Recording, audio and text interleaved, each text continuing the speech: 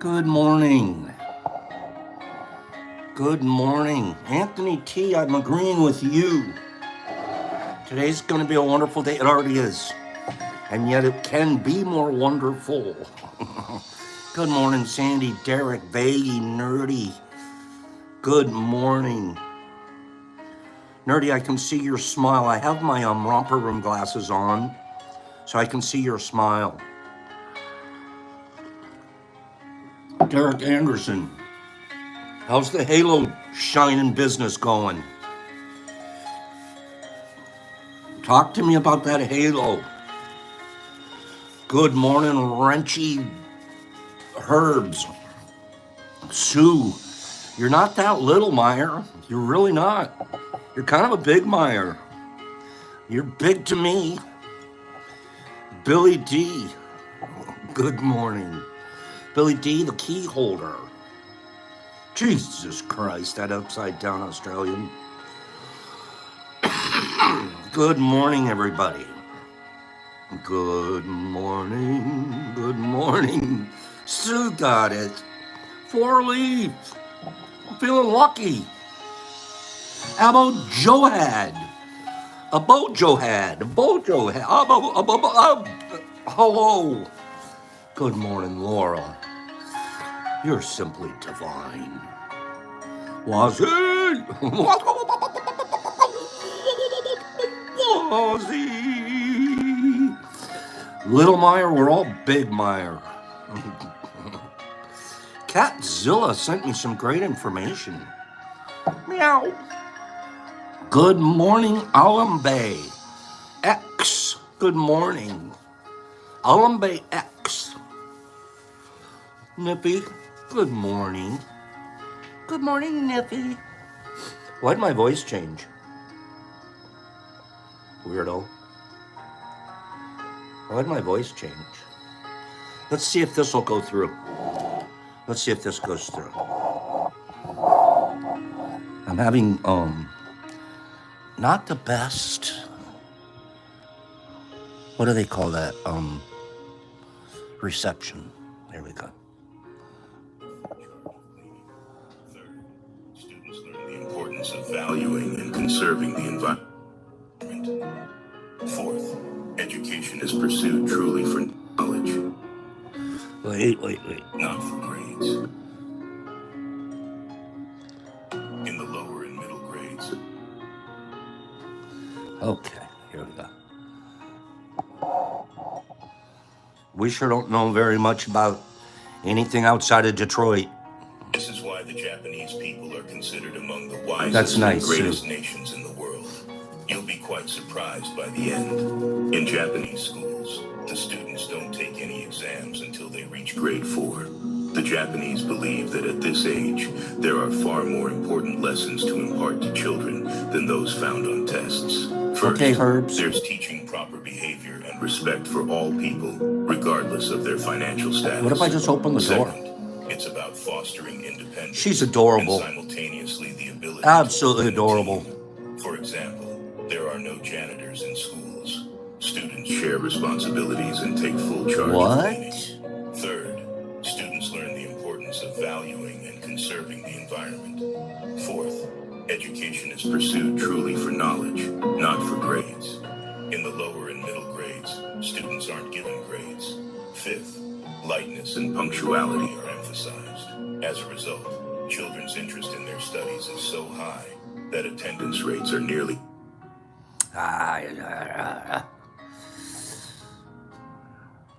Penny, it sounds pretty good, doesn't it? What? That sounds pretty good. What? We're going to teach the kids how to actually... We don't have to pay a janitor? These cute little kids can clean up after themselves? This is fantastic. I'm sorry, there's not much left. But guess what? We live a little different than other places here. Now let's get our morning laugh on. Wait, what happened, dude? I kneeled by his coffin. I whispered. Okay. Was at my boss's funeral. I kneeled by his coffin and I whispered to him. said, who's thinking outside the box now, Gary?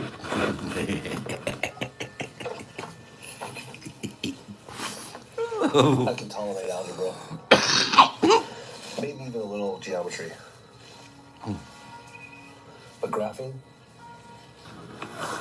That's where I draw the line. That's where I draw the line.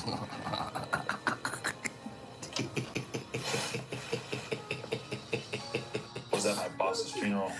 Who's thinking outside the box I knelt now, by his Gary? coffin, and I whispered to him. Oh, so. I said, who's thinking outside the box now, Gary? Why is the boss gotta be named Gary? I can tolerate algebra. Oh. Maybe even a little geometry. But graphing? That's where I draw the line. That's where I draw the line. Okay. You guys gotta please be laughing. This is funny. Did you know that guys have 3 knees? Left knee, right knee, and a weenie. So stupid. Of course we knew that A one. lumberjack went into a magic forest. Oh no, what happened? Oh, what happened in the magic forest? Damn it. Gosh darn it, Pops. Okay. Let's do this one. Oh, no, wait. Give me a second. I can redo this. Oh, gosh. A left knee, a right knee. That is so old. Come on, man. You guys are still doing that one. Wait. I'll get it. Here we go. Okay, here we go. You guys are killing me out there. Oh, jeez.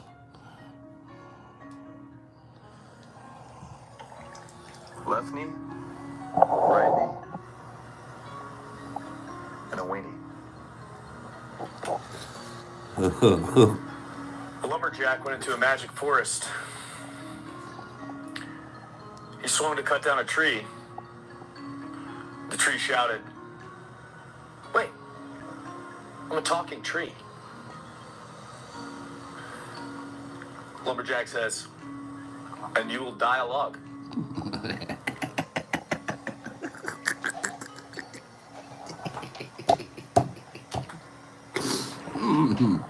Okay. All right.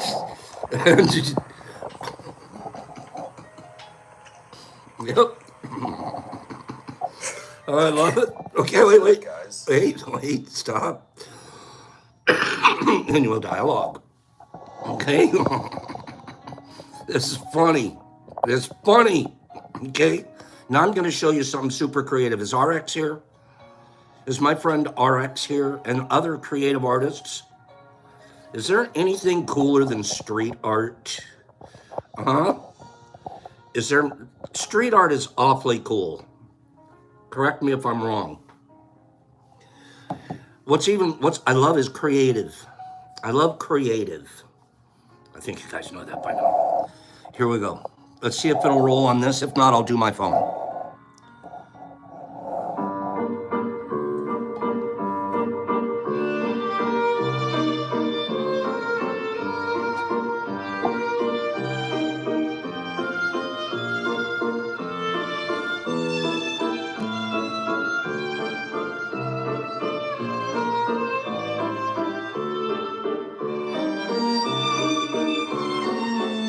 Yeah, I get it, nerdy.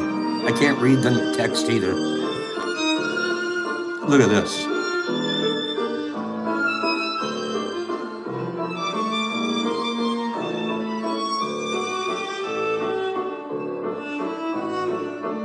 This one's great.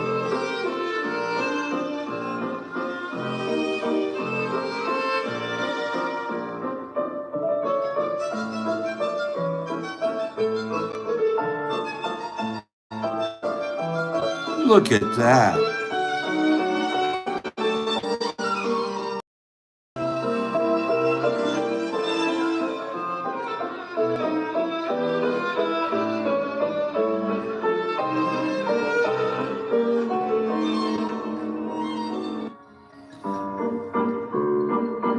One more time. I'll run through it real quick. Isn't this beautiful?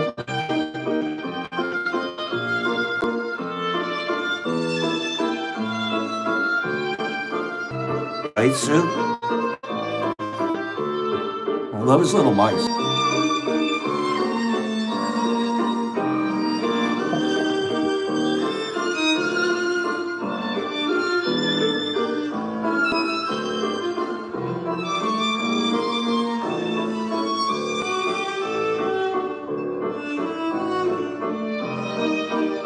This one's my favorite.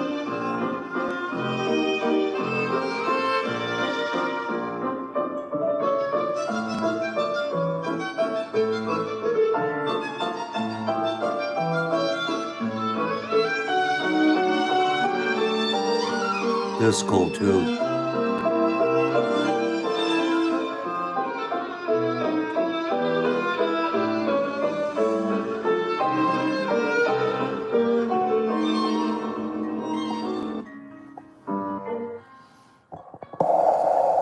Give me 5 people that thought that was cool. Give me 5 people.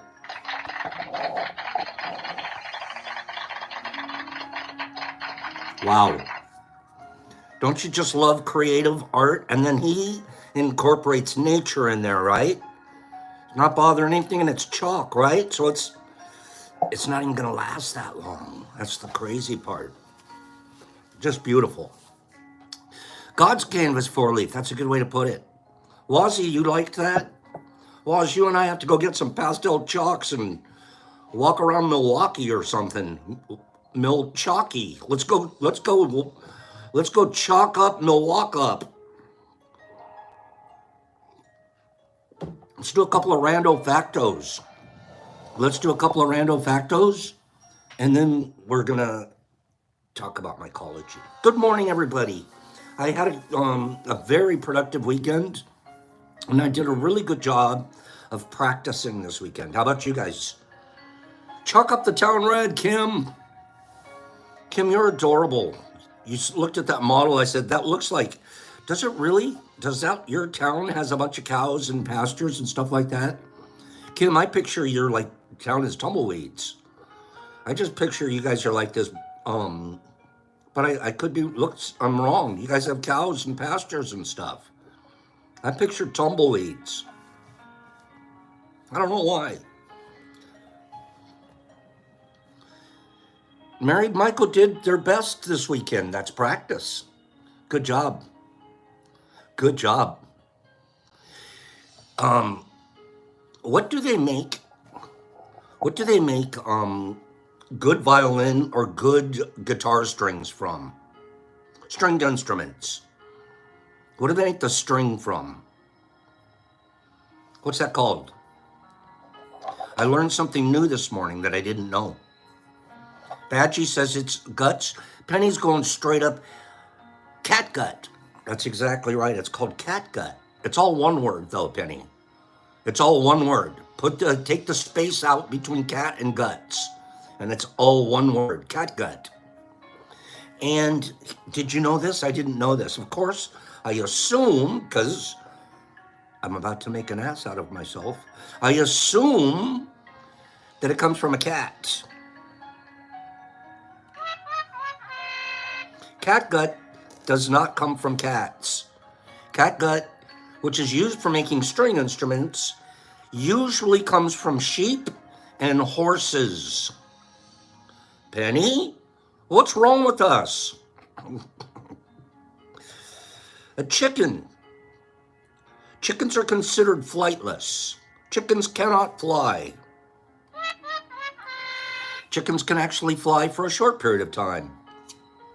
What's the longest recorded time for a chicken flight? Chickens.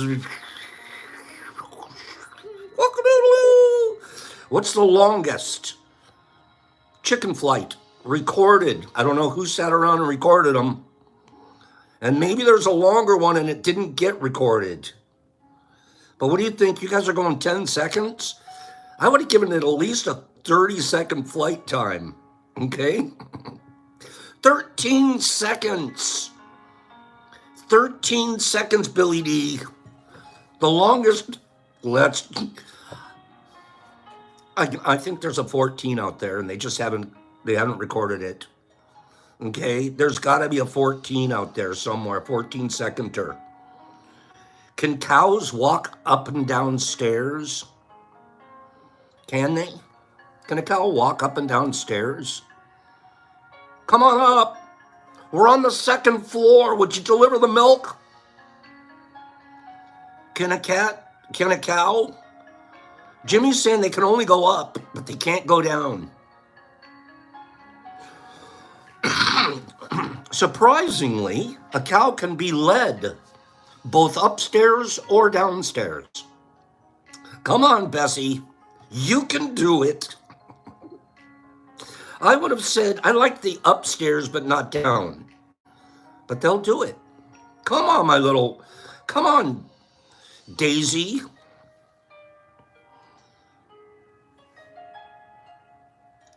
You can tell the age of a male deer by the number of points on its antler. You can tell. Count the points on its antler, you know how old it is. I always thought that was true. Vegas, you called yours Buttercup? Penny's like, no way. Sandy, all you guys are hunters. You know better than this city boy here. I'm like, count them and that's it. It's pretty easy. That's not true, though. The antlers on a male deer grow each year, and the number of points is dependent on its genetic makeup and its overall health. And it has nothing to do with the deer's age. I'm not kidding you. I always was like, oh, he's got to be 7. That's okay. All right. How about French poodles? French poodles, this one's pretty obvious, right? A French poodle had to have originated in France. Not so fast, my friends. French poodles actually originated in Germany.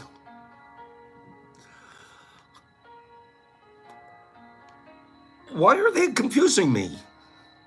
Why couldn't they just call it a German poodle? Why do they have to put French or German in front of it at all? The things that can confuse one. American poodle. I know. Puerto Rican poodle. What the? Okay. Goats can eat tin cans.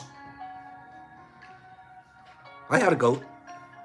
I did. We had a little goat at our pet store. Little miniature goat. Goats are neat. Goats are neat. They won't eat a tin can. They'll nibble around it. They'll eat the label off. They'll lick inside it and all of that. But they don't actually eat the metal. No. They just chew it up and spit it out. But they don't eat the can. How about this one?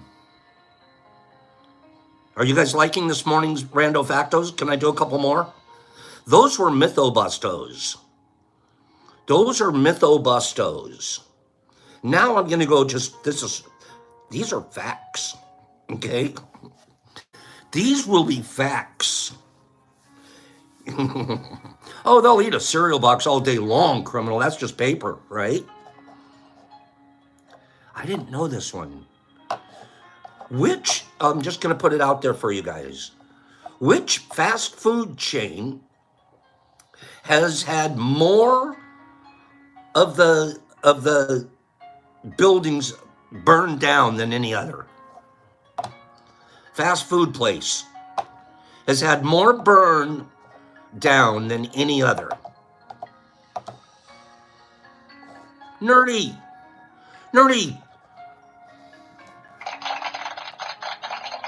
Nerdy's absolutely right. It's Burger King. What are they doing in Burger King? They're torching the hell out of that places. Since 1954, more Burger King fast food places have burned down than any other fast food chain. Yep, they've taken that, Greenie, they're taking that broiled, literally. Okay, home of the arson. Oh, I'm always interested in Burger King because, as you guys know, they keep me supplied with my underwear. Okay, no other size will fit. Okay, but we don't have to talk about that today. Eggplant. Yeah, that's probably right. The burners caught on fire from their grease and oil. Okay. Is eggplant? I didn't know this. Eggplant has to be. Oh, I know, me too, veggie. I don't like eggplant. So eggplant has to be a vegetable, right? It's got to be. Eggplant has to be a vegetable. In actuality, it's a fruit. Eggplant is a fruit? Not only is it a fruit, Derek Anderson, but it's also from the family of berries. It's from the family of berries. What? I'd like a blueberry, please. And they mix it up and I get an eggplant? In the United States, you're allowed to sell apples in stores. And the age of the apple, you're allowed them to be up to 1 year old. You mean some of those Granny Smiths that we're buying from the grocery store are almost as old as Granny herself? Yep. They're allowed to be up to 1 year old. And we wouldn't know it. Australia, is Jesus Christ here still? He should be. Jesus Christ, what are you guys doing down there in your breweries in Australia? You want to hear something super creepy? If Sarah was here, it would freak her out. Listen to this. In Australia, there's a beer that's created. It's called the 7 Cent Brewery. The 7 Cent Brewery down in Australia. Oh, wait till you hear about this lovely place. What do they use for their brewing? Oh, wait a minute. Let me get the grossest sound I have on here. What's the worst sound I could have? Yeah, you know what they use? Wait, where is it? Isolated belly button lint from the owners.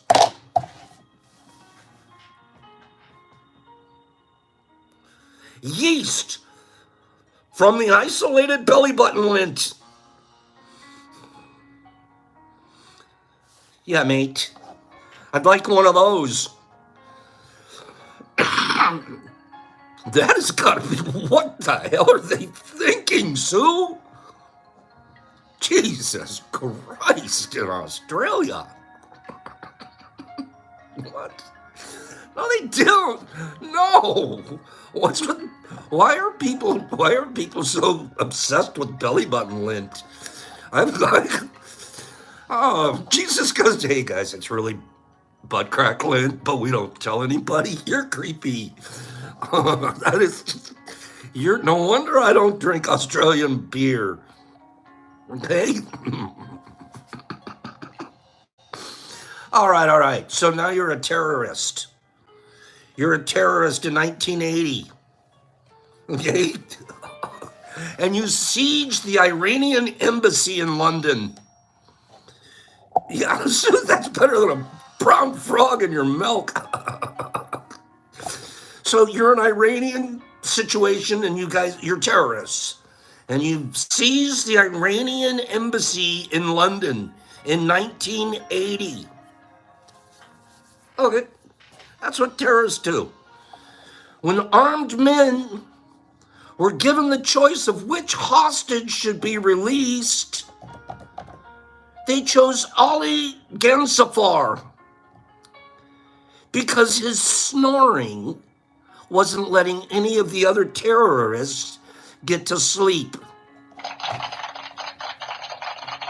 Ali, you gotta go, man. Ali, Ollie, you gotta, Ollie, you got COPD. Gotta go. What? Can I just wear a mask? No, you gotta go. You were.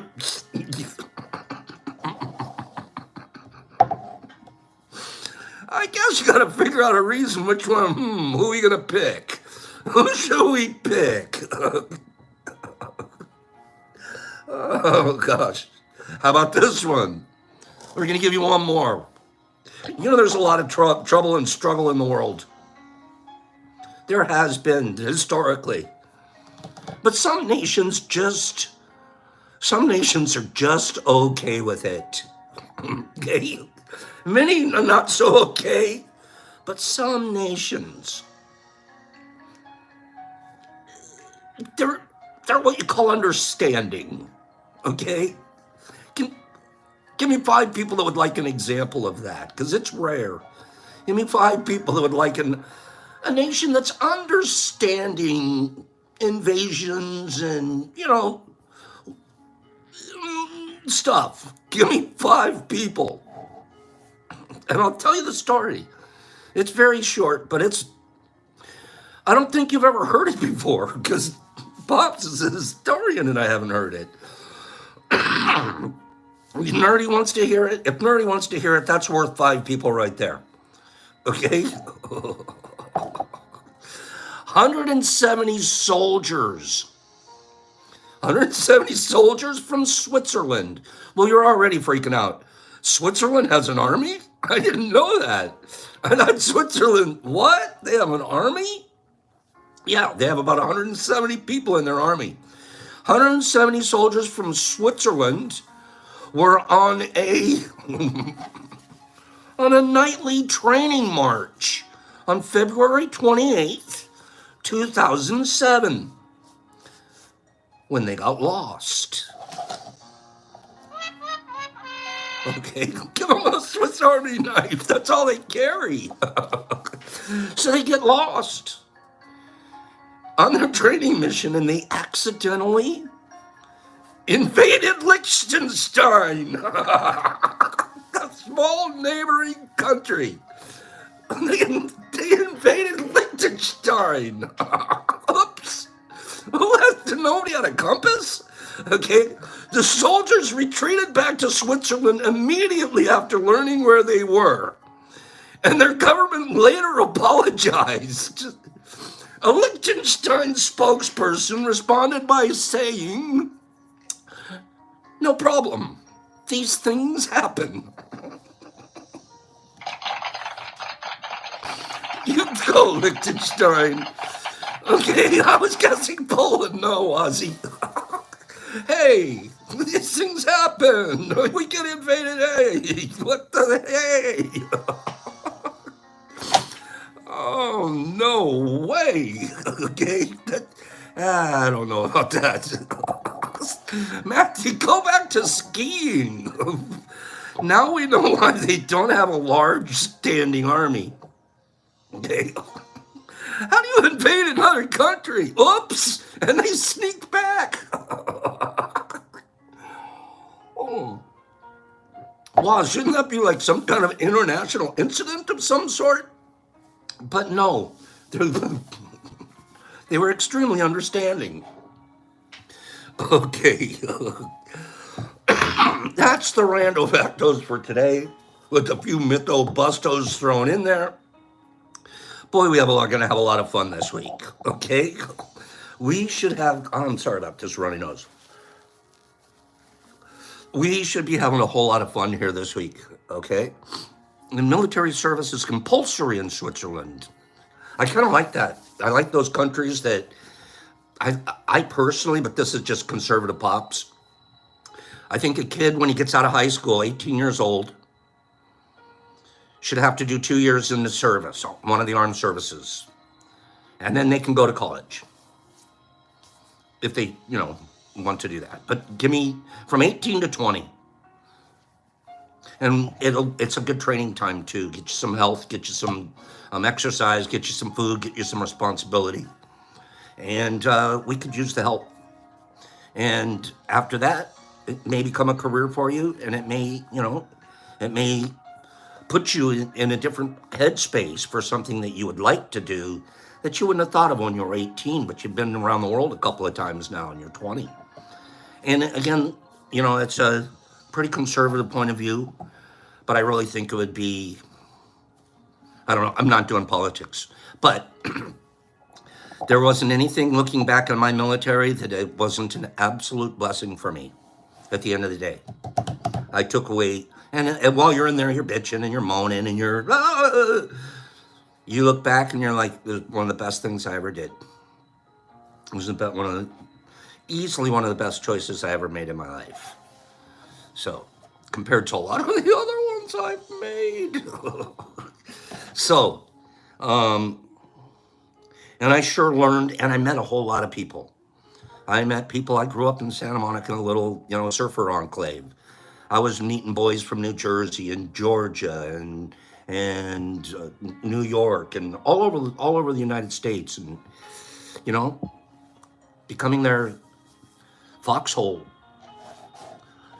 We would have saved each other's lives. Yeah, we would have saved each other's lives. Lee, I'm 66. Let's Catzilla sent me this, and we're going to jump forward. In terms of where we're at in our growing, we're still talking about fruiting our tubs, and we'll jump on that later this week. But before I lose this thread, I wanted to cover this with you guys. Some of us are already at this point. Some of us have already grown our mushrooms. We know what we're doing in terms of the actual growing. Yeah, Herbie, I'm actually 2 years. That's right. I'm actually at 2 ages. I'm actually 66 and I'm 6. The new Pops is 6 years old. That's it. 6 years old. I changed. This is my third life. I had one life till I was 30. And then I had another life from 31 to 60. And then I have another life, 61 till we hope for a while. So Herbie's 2. There's nothing wrong with that. Nothing wrong with reprogramming, starting over. I like the programs I'm getting now more. Let's talk about the art of preservation. We're going to say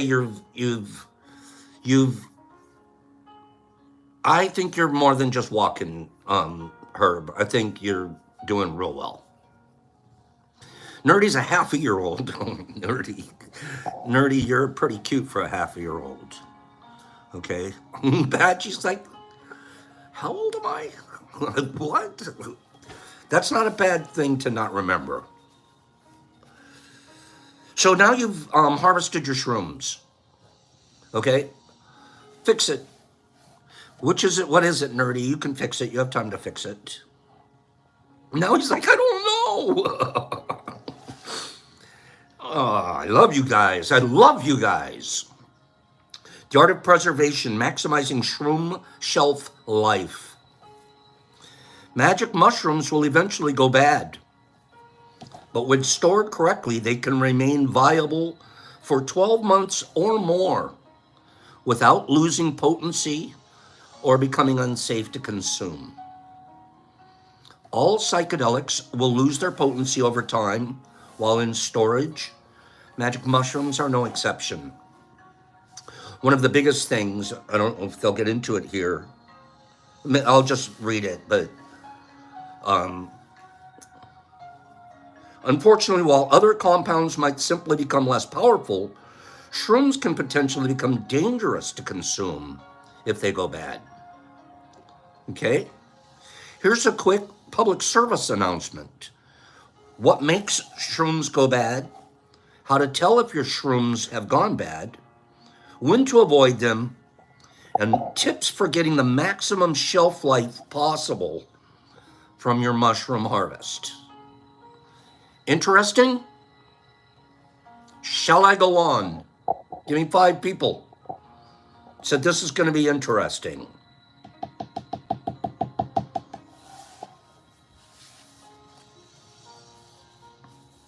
Good, good, good. Thank you. Magic mushrooms, like all organic material, are susceptible to mold, and bacterial rot. When this happens, your shrooms are no longer safe to consume. Even without rotting, the active ingredient psilocybin will degrade over time, leading to reduced potency. Mushrooms older than 12 months, even when stored under optimal condition, will lose between 15 and 30% of their potency. Psilocybin. Generally speaking, mold and bacteria are only issues if you've exposed your shrooms or you haven't dried them correctly. If they're stored fresh, the moisture inside the shroom themselves will cause them to rot. We don't store them fresh, okay?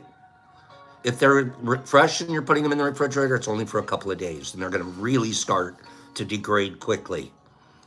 We like to see them completely dry. We'll talk about that some more here. This is why it's critical to dry your mushrooms immediately if you plan on storing them longer than about 3 days. Other factors that cause mushrooms to rapidly lose potency include, this is the most important one, the one that will rob your shroom of its potency the fastest. Exposure to UV light. Exposure to UV light. It immediately starts to leach it, and even if it's in a sealed container, it'll start taking some of it away. So light is our number one enemy when we're talking about storing shrooms. The second one is oxygen exposure, meaning you want to keep it in a sealed container. Oxygen invigorates the moisture because there's still some moisture in our air. And it's going to get back into the fruit, and it's going to start taking away the dryness, and it's going to create a mold or a bacteria growth. And the third one is you don't want it over hot. If I'm going to put it in a closet, because I'm putting it in a dark area, I need my temperatures to be down. Anything over 75 and into the 80s and 90s, and some closets get hot, or some storage areas get hot, or putting it on top of the refrigerator. Not a good idea. So we'll continue to talk about this here, okay? The safe lifespan of shrooms depends primarily on the storage method and the type of shrooms you have. Fresh mushrooms, the shortest shelf life, 3 to 5 days max. Dried mushrooms, you can moderately trust their shelf life for 6 to 12 months if stored correctly. Microdose capsules, the capsule itself, moderate shelf life, 12 to 18 months. So if we've capsulized it, we can get a year and a half out of a storage as long as we've stored it correctly. Mushroom chocolates. If we've taken our mushrooms, and we've turned it into chocolates, we could keep that chocolate bar, and it'll hold most of its potency for up to a year if you've got it sealed and in the refrigerator. And here's the one that's going to keep you the longest. If you've distilled your mushrooms down, the one that'll hold potency for us, mushroom honey. If you take your mushrooms and you convert them into mushroom honey will easily last up to 3 years. Tinctures too, but tinctures are, one thing you got to really be careful with tinctures is make sure that you're storing them in a dark bottle, like a dark brown or a dark blue where it doesn't get any UV light. And tinctures you want to keep in the refrigerator, okay? And they need to stay sealed. Extract. I don't know on extracts, but there's a little bit of information in here. We'll cover that. The best way to store magic mushrooms is to keep them in a sealed container that minimizes their exposure to oxygen, heat, UV light, and bacterial or fungal spores. Vacuum sealers are the ideal method of storage. Seal, and you've taken all of the air out of the bag. You want your mushroom completely dry. And then we're going to put the mushrooms in our vac bag. It's a great idea to put a little desiccant pack in there. It's a little thing that's going to help keep everything inside the package dry. You throw one of those little fellas in there and close that thing up. And that's the very best method for sealing for longer term our mushrooms. By removing all the air using the vacuum pump and storing them in a light-proof container, you'll get the maximum shelf life possible for your mushrooms. Those who don't have a vacuum sealer, you can use a Ziploc bag. And then most of us know how to do this because we've done it before. Take a Ziploc bag and you can seal it all the way down to where you just have just a little air hole. And you take that and you can suck most of the air out of the bag and seal it real fast. And that's pretty close to a nicely sealed bag. It won't last nearly as long as the others, but you can pull a lot of that air out of a Ziploc bag and be able to have a good storage bag for a period of time. Is that what you use, Penny? You use a straw? That even makes sense. That makes sense. But we used to use that for our lids. Remember? 3-finger lid. and then you've got it all tight and it's perfect. Okay? So, a Ziploc bag with as much air removed as possible before sealing it is the second best option. Third best option. No, you're right, Badgie. The Ziploc is going to lose its air tightness over time. Absolutely. So it's not going to last for long. Mason jars, the same jars that we're using to sterilize our grain. That's a great storage jar, but it can't be one with a filter on the top. You want the good old canning filter, canning top with no holes in it, and you can store it inside of those jars. But remember now, it's light sensitive. So if you're storing your shrooms in a jar, don't put them on a shelf so you can stare at them. And, oh, I got shrooms in a jar on my shelf. Put them in a dark, cool area. Okay? For extra assurance against mold, bacteria, toss in a few desiccant packs before putting them in storage. Okay? Just for example,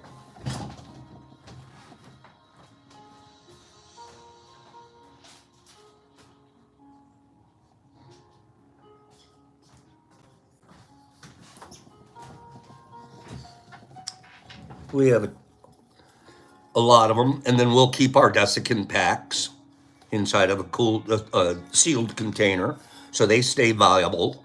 And we'll just take one of these little fellas and we'll put it in to something that we're storing. Okay? Should you store mushrooms in the freezer? There's a lot of contention in the mushroom community about whether or not you should store your shrooms in the freezer. I used to store my shrooms this way for the long haul until I found the following study that assessed the effects of storage temperature on psilocybin degradation. Spoiler alert. Storing at room temperature appears to preserve psilocybin much better than freezing. Room temperature, we like 74 degrees. Your psilocybin will degrade much slower than at a really cold temperatures or really high temperatures. The study reviewed the effects of storing fresh and dried mushrooms under 5 conditions. And they found the best way is in the dark at room temperature. The starting potency of the mushroom for this study was 1.5% psilocybin. So they've got a psilocybin. They know there's 1.5% in it. They've tested it. Now they're going to store it 5 different ways. They're going to store it in a light at a room temperature of 68 degrees. In the light at a room temperature of 68 degrees. Within 1 week, psilocybin content dropped to 0.96%. Started out at 1.5. Within a week, it dropped to 0.96. After a month, it dropped to 0.72, and then 0.67, and then 0.45. At the 2-month mark, it was at 0.45 compared to 1.5 because of that storage. Dark conditions at room temperature, they're calling room temperature 68 degrees. Concentrations lowered to just 1.3% at the one week mark. And for the next 2 months, they held steady at 82%. At the conclusion, 18 months, it still maintained a slight lead over all of the other storages, but it was only holding at 47%, 0.47. Refrigerated samples were down to 1.2% after a week. And then in the next 2 to 3 months, they dropped another 0.8%. Frozen. The lower the temperature goes, the worse the storage solution seems to be. The 1 week, 1 month, 2 month, and 15-month follow-ups were 1%, 0.78%, 0.72%, and all the way down to 0.5%. Extra frozen. Magic mushrooms aren't that ground turkey you haven't worked up the courage to cook yet. Freezing is the worst possible solution to storing your shrooms over time. The immediate loss is still better than you'd expect from storing them in direct sunlight, but not by much. And the losses between the two are very comparable. It's pretty interesting. Tomorrow we'll cover a little bit more on this. We're going to talk about how do we know when our mushrooms have gone bad? What do we do? What are the visible signs? What can we do about it? And then we're going to discuss mushroom bluing. And what does the bluing really mean? Okay? Sound good? Give me 5 people that are like, this is going to be good stuff. We're talking about storage. At the end of the day, 72, 73, somewhere in the low 70s, dark container where it gets no air. And if you can throw a desiccant pack in, that's your optimal conditions. And we do a pretty good job of that. Our bulk amounts, if and when we have them, which has been the stuff that doesn't even stick around here right now, we vacuum seal everything. And then the little packages that go out, we seal those too, but not vacuum seal. Okay?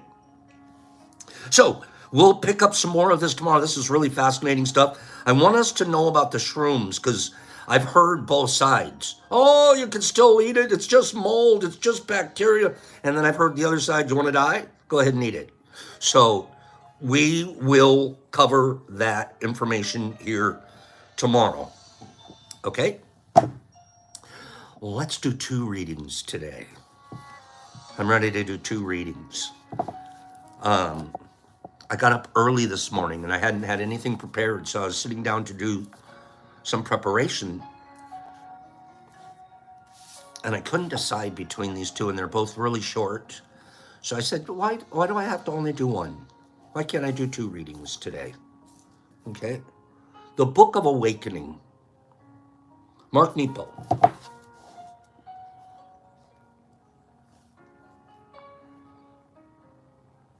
Integrity.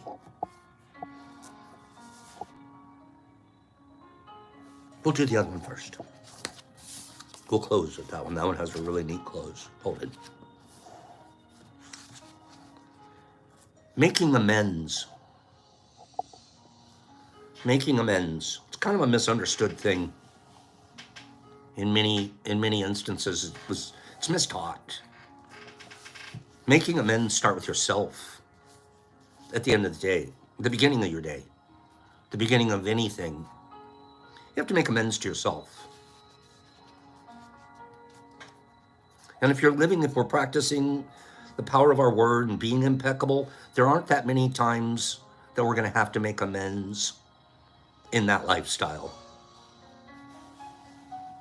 It's our old lifestyle that we might still be making amends for.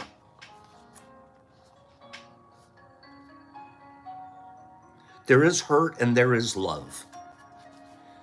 They both roll us through the days. They roll us like a turtle down a hill. All we can do when on our back is roll one more time and head for the sea. I picture a little turtle like sliding down, rolling, but he doesn't really have any control. He's not going to be able to stop with those stubby little legs. So he's like sliding down and he's like, roll. But you know where he's headed? You think, oh, poor turtle. He's headed to his sea. Every one of those rolls that you feel like you can't control are rolling me to my sea.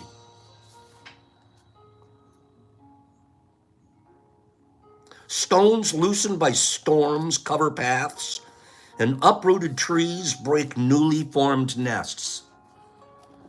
And crisis after crisis throw us into each other. It's inevitable. Stay alive and you're going to get hurt. And you're going to hurt others.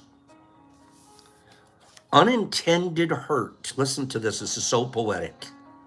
I have this completely highlighted. Unintended hurt. That's the type I give anymore. I don't intend to hurt. But I do deal unintended hurt. Because I'm human. And I'm dealing with other humans. So am I responsible for my unintended hurt? I'm certainly responsible for my intended hurt. But my unintended hurt, am I responsible for that? I would argue yes. I would argue yes. And it's the responsibility I have isn't to the person that I unintentionally hurt. It's to myself.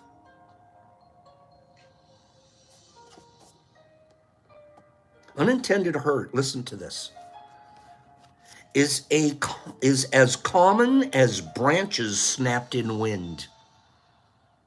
Look at the trees. Windy day, branches snapping off all over the place. Right? That's unintentional hurt to the tree.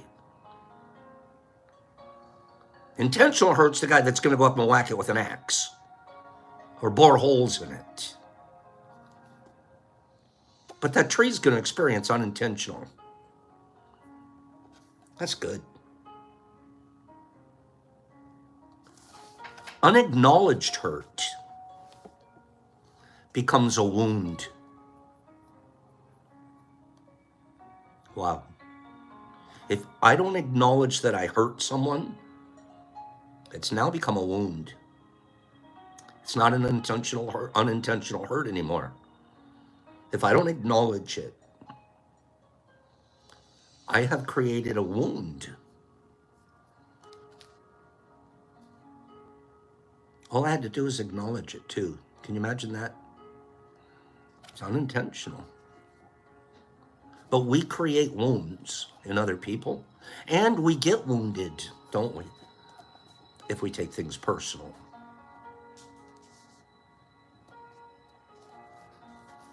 Our only recourse to falling down is getting up. Our only recourse to hurting other people is acknowledging it. Cleaning up our mess.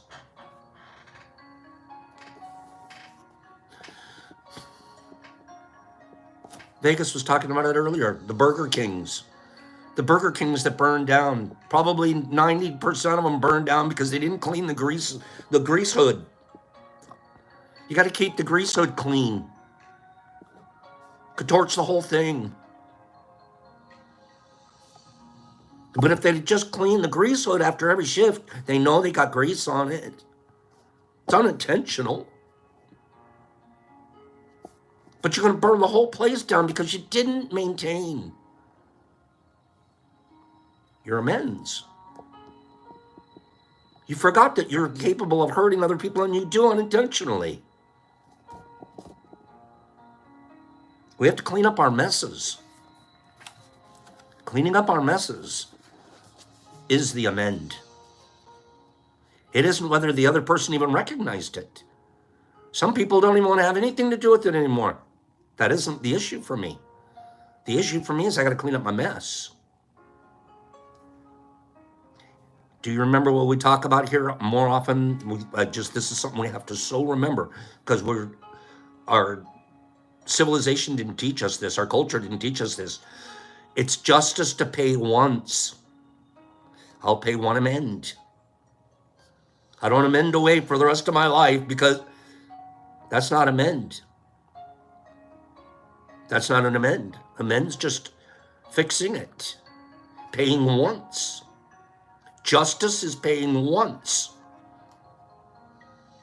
If you pay more than once, you start becoming obsessed by that situation, and you start moving into mental health places that you don't belong in, and you're probably going to be getting abused, or you're being abusive, etc. Healthy people pay once. This is known as making amends. It's an enormous act of integrity.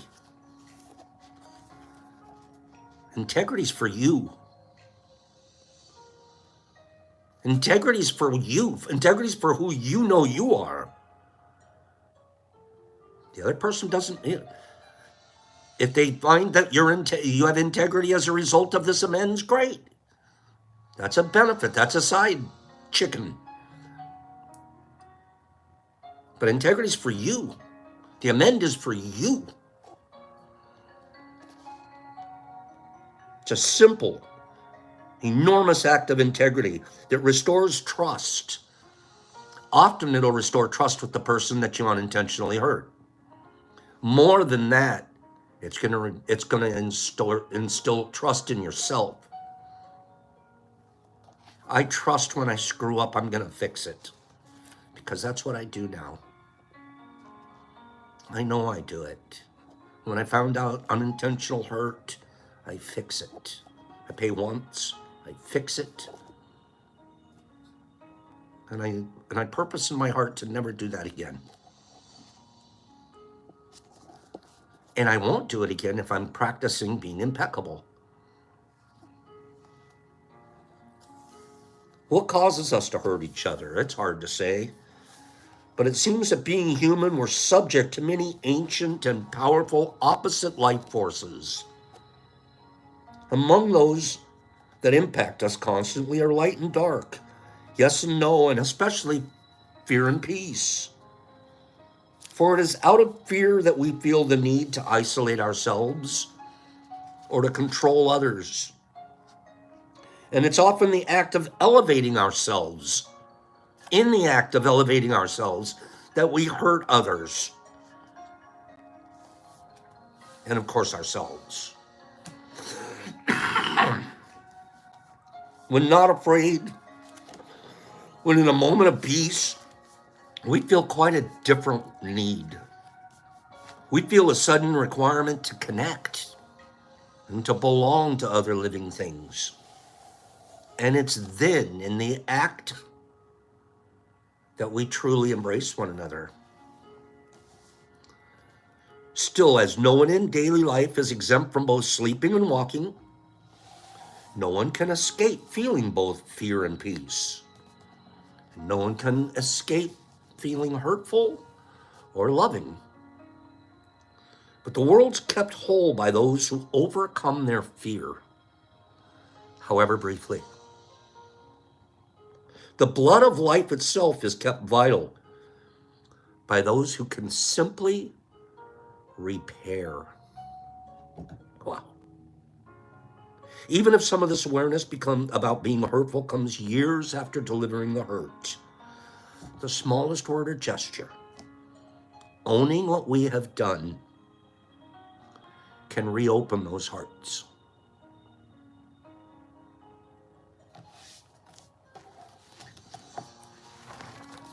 One more here.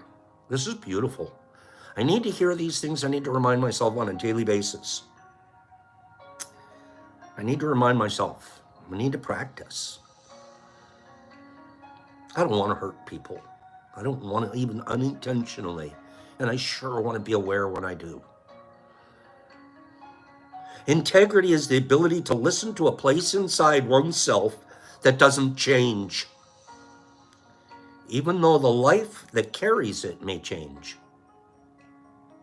The voice inside you that doesn't change, even though your life changes.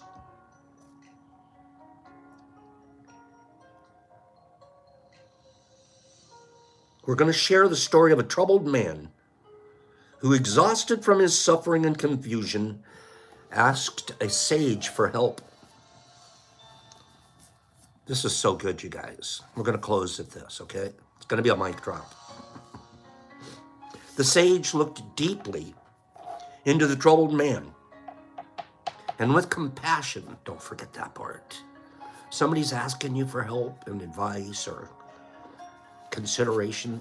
Do it with compassion. Deliver it with compassion, not judgment, not you know better. Just, it should reek of love. You're serving that person because you're giving them your honesty, your experience.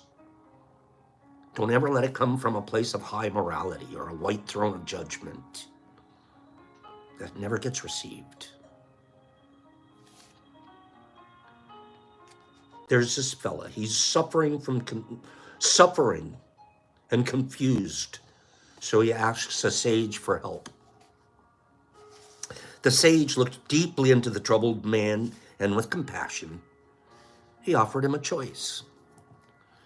You may have either a map or a boat, he told the fellow. After looking at the many pilgrims around him, all of whom seemed equally troubled and confused, the man said, I'll take the boat.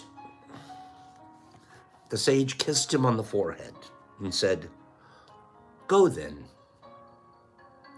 You are the boat. Life is the sea. As we have discovered so many times, we have everything we need within us. This ability to listen inside is our oldest oar. You are the boat.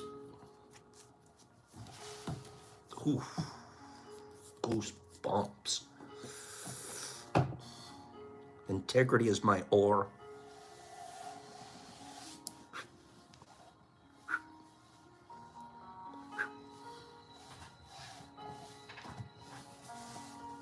Go have a beautiful day, kids. I'll see you guys here tomorrow. We'll do some fun and games the rest of this week. And